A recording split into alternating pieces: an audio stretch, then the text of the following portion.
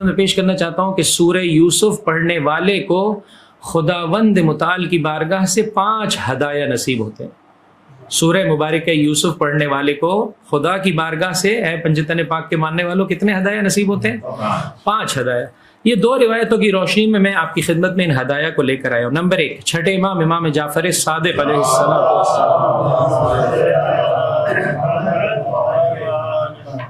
ارشاد فرماتے ہیں کہ جو شخص فی کل یوم ہر دن میں او فی کل لیلۃ یا ہر رات میں، یعنی پروردگار کو پسند ہے اس قدر سورہ یوسف پسند ہے، فرمایا ہر رات ہر روز اس سورہ کی تلاوت کرو۔ مولا فرماتے ہیں جو شخص اس سورہ کی تلاوت کرے گا، اس پہلی روایت میں 3 گفٹ ہیں، دوسری روایت میں 2 گفٹ ہیں، ٹوٹل 5 گفٹس کا جو ہے وہ کیا ہے، اعلان ہے۔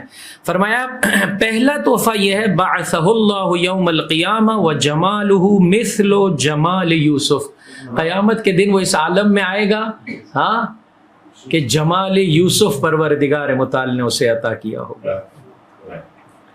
ایک میرا اور آپ کی دنیا کی تصویر ہے جو بسا اوقات ہمیں اچھی لگتی ہے اور بسا اوقات اچھی نہیں لگ رہی ہوتی، لیکن ایک وہ تصویر ہے جو میں اور آپ مسلسل اپنی بنا رہے ہیں، کہ جس تصویر کے ساتھ میں اور آپ وہاں پر مبعوث کیے جائیں گے، اٹھائے جائیں گے۔ ساتھ ہے میرے عزیزوں، ایک تصویر وہ ہے کہ جو اس دنیا میں، ٹھیک ہے نا، کسی کو اللہ نے پہلے حوا کی بیٹیاں پریشان ہوتی تھیں، اب الحمدللہ آدم کا بیٹا بھی بہت زیادہ پریشان، پروردگار یہ کیسے چہرہ دے دی، پروردگار مسلسل بال جا رہے ہیں، ایسا لگ رہا ہے سب کچھ جا رہا ہے اس کا، کبھی ادھر ڈاکٹر کے پاس جاتا ہے، کبھی ادھر میرے بال نہ چلے جائیں۔ بس اوقات انسان اس ظاہری اپنی صورت کے لیے بہت ہی زیادہ، جو ٹھیک ہے اللہ تبارک و تعالیٰ نے فرمایا ہے کہ اس کی یہ امانت ہے، اس کی حفاظت کرو، لیکن اس قدر زیادہ اس سلسلے میں پریشان ہونا اور اس پریشانی کے سبب سے جو ہے وہ کیا ہے، احساس حقارت کرنا، احساس کمی کرنا کہ پروردگار یہ کیسی تصویر دے دی۔ یہ قصہ میں یا روایت بارہا سناتا ہوں کہ ایک شخص سانولا یا سیاہ تھا، اور حضرت کے پاس آیا اور کہا کہ بتائیے اسلام کے کیا کیا واجبات ہیں۔ کہا کہ کیوں اتنا غصے میں بات کر رہا ہے؟ کہا اس تصویر کے ساتھ آپ چاہتے ہیں میں مستحبات کے ساتھ بھی عمل کروں کیا؟ ایسا بنایا ہے اللہ نے، پھر اس کے ساتھ چاہتا ہے کہ میں مستحبات پر بھی عمل کروں۔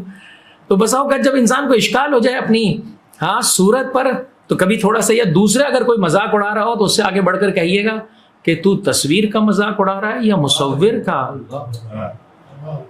کیا کر رہا ہے تو؟ جس نے بنایا ہے اس نے خوب صورت بنایا ہے، کیا با کمال بنایا ہے۔ بہرحال عزیزوں، اس تصویر نے اور اس صورت نے ایک نہ ایک دن سپرد خاک ہو جانا ہے، گل جانا ہے، سڑ جانا ہے، ختم ہو جانا ہے، لیکن ایک تصویر ہے جو میں اور آپ بنا رہے ہیں مسلسل، اور جس کے ساتھ میں اور آپ قیامت میں محشور ہونے والے ہیں۔ فرمایا جمال یوسف، وہ واقعی جمال کردار کی پاکیزگی ہے، وہ عفت اور پاک دامنی ہے، وہ مشکلات میں صبر کا دامن نہ چھوڑنا ہے۔ فرمایا جو سورہ مبارکہ یوسف کی تلاوت کرے گا پروردگار متعال سے جمال یوسف عطا کرے گا۔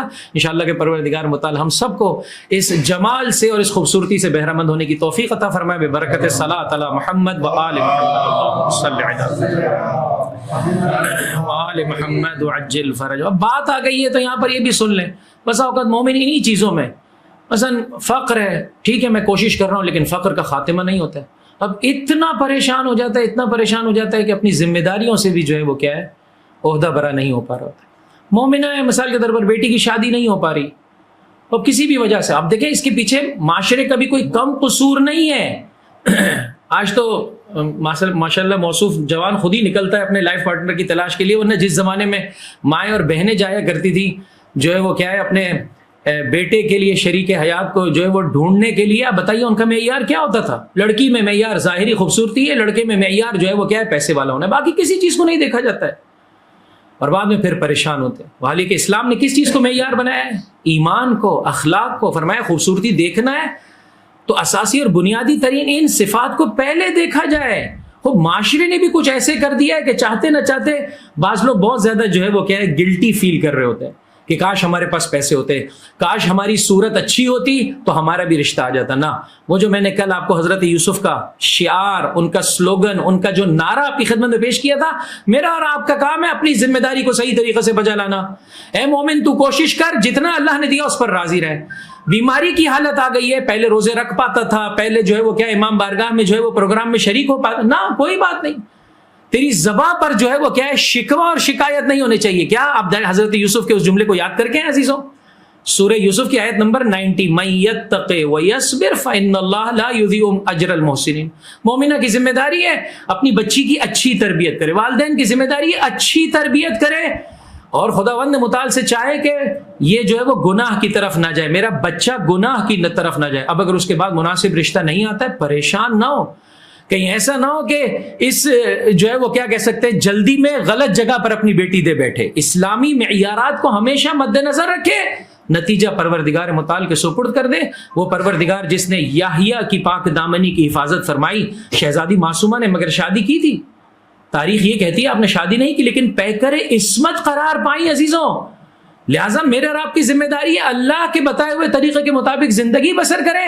پروردگار متعال بند دروازوں کو کھولے گا. بعض اساتید سے میں نے سنا ہے، بہرحال پرآشوب زمانہ ہے، فرمایا کیسے اپنے آپ کو گناہ سے بچائے؟ فرمایا تو اللہ کے بتائے ہوئے طریقے کے مطابق قدم آگے بڑھا، پروردگار متعال تجھے پاکیزگی کے تحفے سے بہرہ مند فرمائے گا. مل کر ایک بلند آواز سے درود پڑھ دے محمد صلی علی محمد.